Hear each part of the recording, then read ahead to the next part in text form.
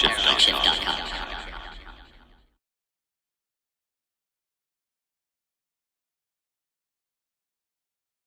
Well, at one point, I spoke to my neighbor in Pennsylvania, my good friend Paul, who, when we began to make the project again with the bigger lens, we had made the project with the 8x10 camera, but we knew that we didn't want to make an 8x10 inch lens array. Because, so what we did is we worked on the camera, we used the camera that we had to take pictures, and then we used the electronic transfer to make each one of those little pictures bigger and have it not, we could also dial in how much bigger the magnification was. So, with that. yeah, so you can control it. Yeah. Because you have, you know, that power in the digital. Oh, yeah. You can move well, that was a program he wrote. He wrote a program that would make them so you can make the pictures bigger and smaller without having them wander or drift. And then some of the pictures look better closer, some look better further away. And it was within a half inch or an inch of difference. From the subject, Yeah. Oh, wow. So we wanted to make a new lens, we were bigger with the same number of facets, so it would key into our pre-existing camera that we had from Roger, that Roger had kind of given me years ago. So we took that camera and then we determined that if we made the balls hexagonal that were this size, it would match up to being the right size for that number across and that number down. That was what we came up with. And so my neighbor Paul took a machine that he had and he modified it and made it so that it could cut 6 sides off of each one of these steel balls. First it would cut the back, so it was flat. And then flat you could put up against you could use the pressure to cut the sides off of these little balls. And it was tricky. And he did that much. And what was that? The middle sphere is super hard. Yes. What is Paul's job normally? What was this? Like Paul, what does he do? Paul's the machinist and the mold maker and the he's like he's gone from working only with metal to working with plastics. And what we did is we did the steel and we sent it to Rochester, and the people in Rochester were not really helpful. In fact, it was almost pathetic what they responded to. So we just said, well, let's see if there's another way we can do it. And we figured out that what Roger had tried to do years before was to mill out each individual lens. But the problem that they had was they couldn't make a tool that could get away from the material without leaving a mark. So you had this extra kind of thing on the top, it was like a burr that you couldn't get rid of. This is in the 70s when they're working in a very fancy machine shop. And my neighbor Paul and his brother Tom agreed that they could make a lens, not a lens, they could make a tool that would be able to get out of the material and not leave a mark. So that's what they did. They got we ordered a piece of 6-inch square, like 3/4 thick surgical steel, stainless surgical steel, and he built this tool, and he took the material out of all those lenses. But we didn't try to do the whole sheet. We did 1/6. actually, there's one of these, one of these, one of these, and then on this side, 3, 5, 6. So it was one mold that had different sides that you could change. And this took a considerable amount of time also. But when we had when we had the plate, then we had to polish it to bring. And what we found out as we polished it more and more was that it was going to be a huge effort to polish it all the way to where it's the refractive index it needs to be.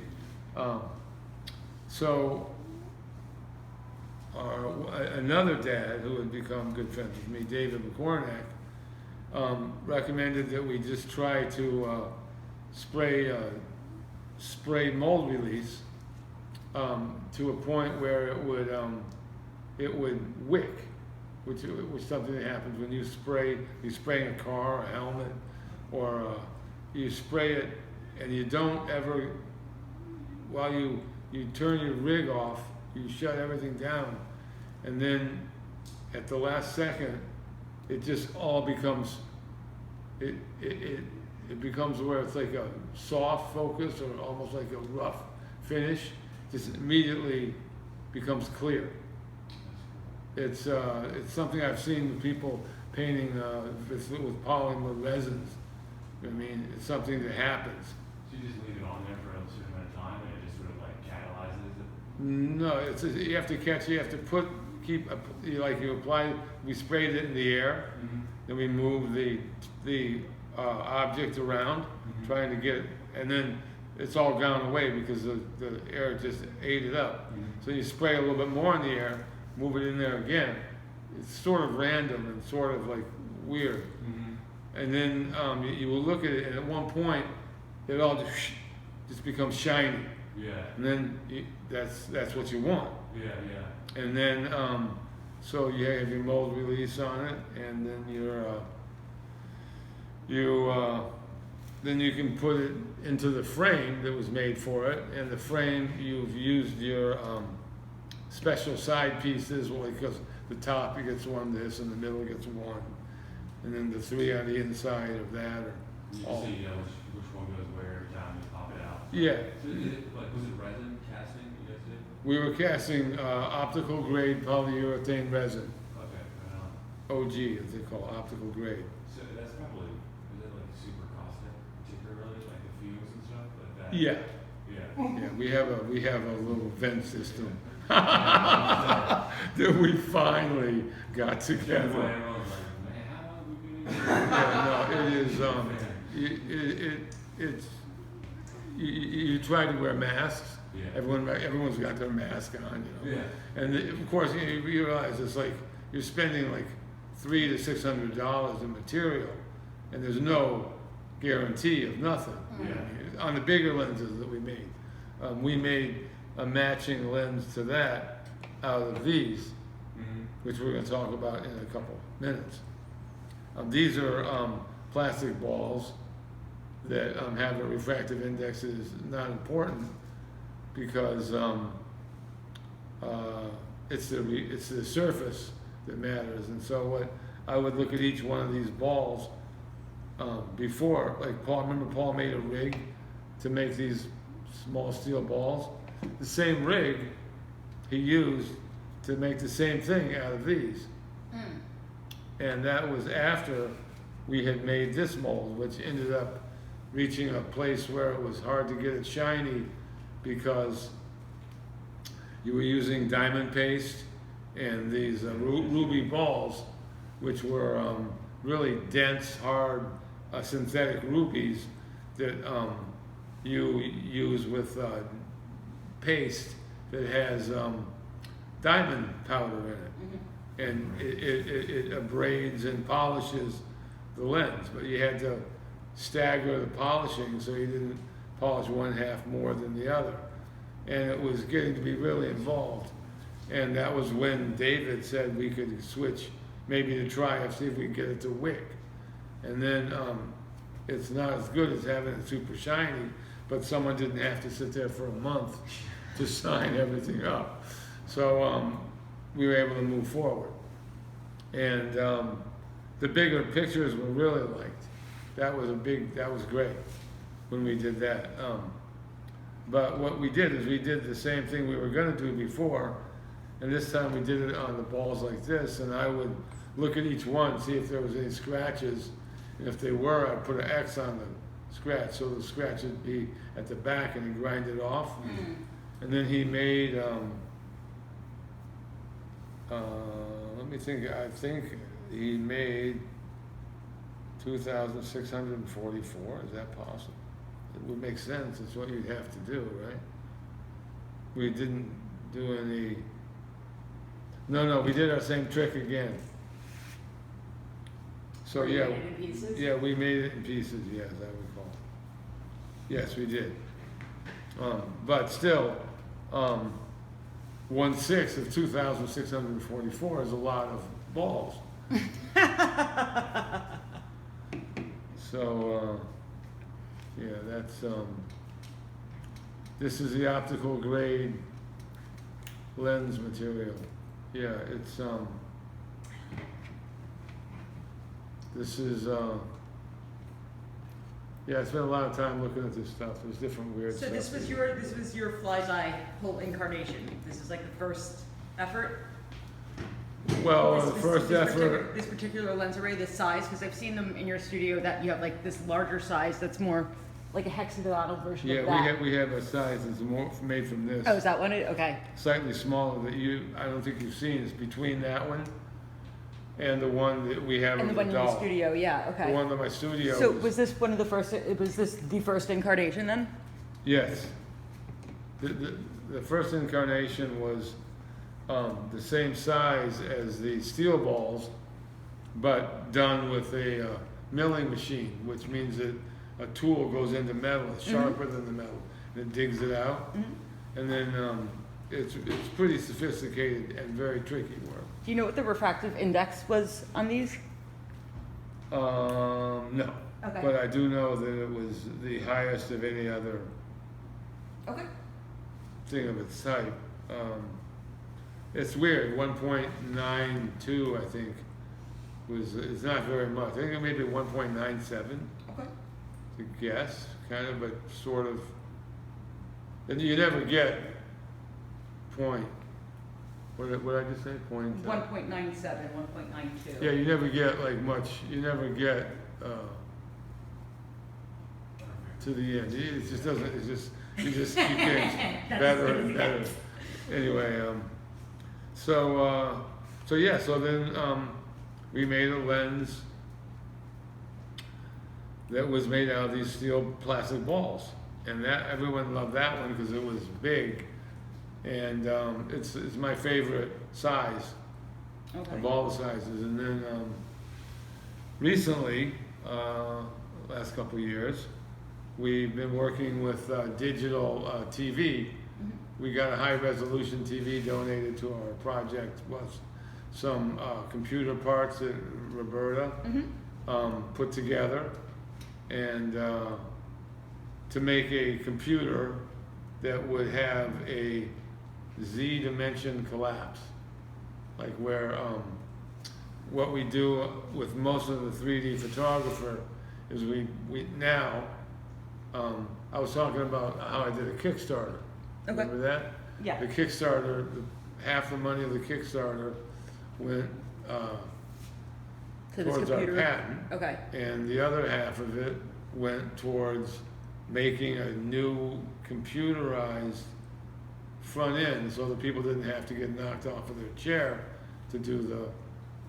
And also, we could do more lighting instead of just being Instead of lit. being like psh, right there and Yeah. We could do lighting. Okay. And then that lighting, we would, we used a process called, on Maya, called 2D to, photo to 3D. Okay. And then that That's would for Maya? create an avatar. Mhm. So now in order to do the project, we make a computerized avatar, Mhm.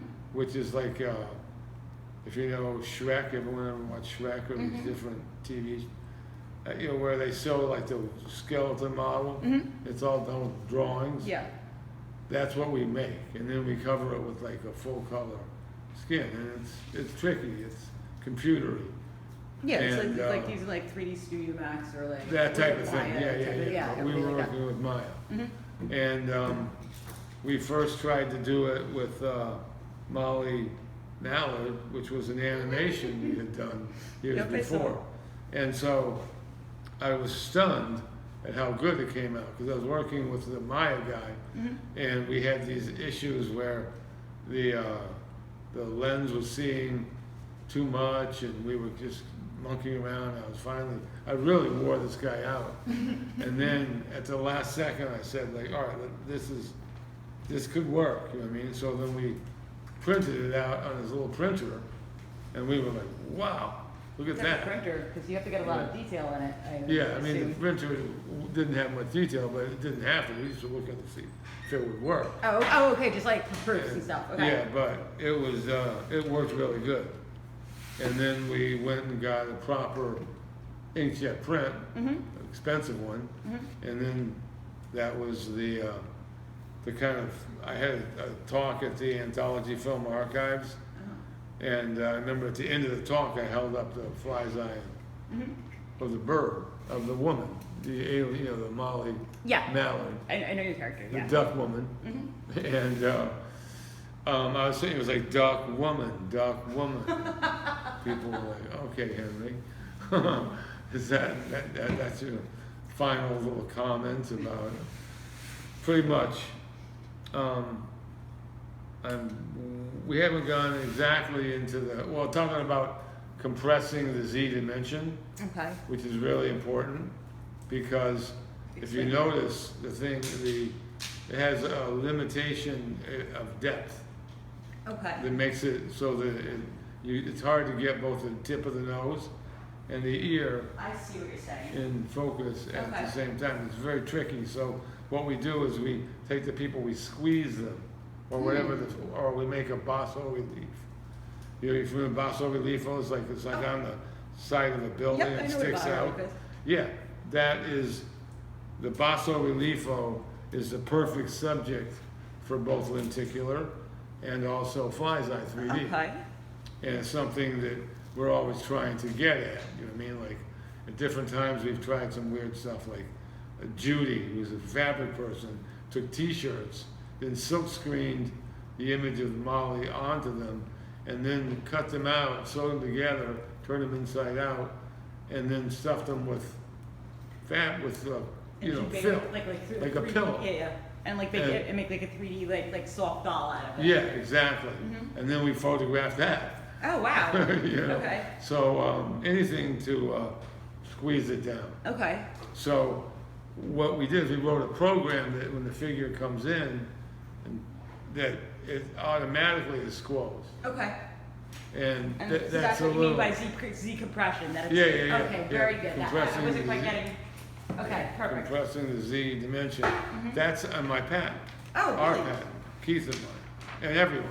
And so it was on that program oh, I thought you actually patented like the We did. array of the lenses, but this was patenting that program that compresses the the Z dimension. Yes, Wow. that was like the last, that we had room for one thing more Mm. that we could put on.